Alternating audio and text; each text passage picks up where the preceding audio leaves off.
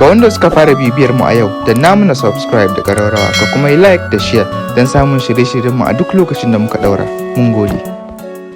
An haifi marigayi sarkin Daura Alhaji Muhammadu Bashar a garin Daura a shekara ta 1926. Marigayi sarkin Daura Muhammadu Bashar jika ne ga sarkin Daura Abdulrahman ɗan sarkin Daura Musa. Muhammadu Bashar ya fara karatunsa na addini tun yana ɗan ƙarami a gaban iyayensa. A shekara ta 1936 aka sanya shi a makarantar firamare ta Daura a lokacin yana ɗan shekara 10. Ya shiga makarantar Middle ta Katsina a shekara ta 1942. Ya halarci kwalejin Kaduna wato Barewa College Zaria daga shekara ta 1945 zuwa 1947. Daga bisani kuma ya wuce makarantar koyon harshen Larabci ta Kano wato School for Arabic Studies. Marigayi sarkin Daura Muhammad Bashar ya fara aiki da NA ta Daura wato Daura Native Authority a shekara ta 1948. Daga shekara 1949 zuwa 1950 ya tafi makarantar Zaria Clerical Training College don ƙaro ilimi. Marigayi sarkin Daura Muhammad Bashar ya shiga siyasa a shekara ta 1950. A shekara ta 1951 ya ci zaɓe zuwa Majalisar Dokoki ta Najeriya ta Arewa.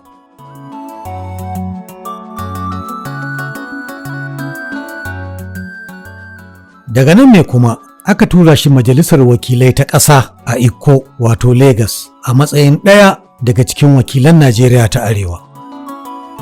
A shekarar 1953 aka zaɓi marigayi Muhammadu Bashar a matsayin kansila na Daura Native Authority tare da naɗa masa rawani a matsayin wamban Daura kuma hakimin Sandamu. Bayan shekara guda a wannan makami aka maida shi hakimin gundumar Ɓaure. A cikin wannan shekarar kuma aka tura marigayi ƙaro ilimi a Ingila a fannin mulkin ƙananan hukumomi.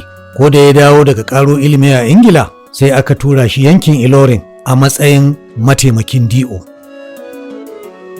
A shekara ta 1957 an maida shi Kaduna a matsayin sakataren majalisa mai kula da ma'aikatar ƙananan hukumomi. Bayan shekara guda a wannan mukami an sake tura marigayi Muhammadu Bashar ƙaro ilimi a Devon Technical College a Ingila na tsawon shekara guda. Bayan dawowarsa daga Ingila an kai shi ma'aikatar kula da lafiyar dabbobi da gandun daji a matsayin sakatare.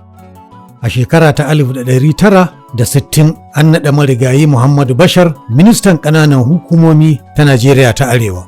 Marigayi Alhaji Muhammadu Bashar ya kasance cikin tawagar ƙwararru da 'yan kasuwan da gwamnatin Najeriya ta Arewa ta tura su ƙasashen Turai da na Larabawa don ƙulla hulɗar cinikayya da Najeriya ta Arewa. An naɗa marigayi Muhammadu Bashar a matsayin ministan tattalin arziki da tsare-tsare na Najeriya ta Arewa. A shekara ta 1961 an naɗa marigayi ya shugabanci kwamitin da ya shirya ƙuri'an jin ra'ayin jama'a a kan haɗe arewacin Kamaru da Najeriya ta Arewa wato yankin Adamawa. An naɗa shi kuma a matsayin sarkin Daura a watan Yuni na shekarar 1966 wato bayan juyin mulki na farko a Najeriya.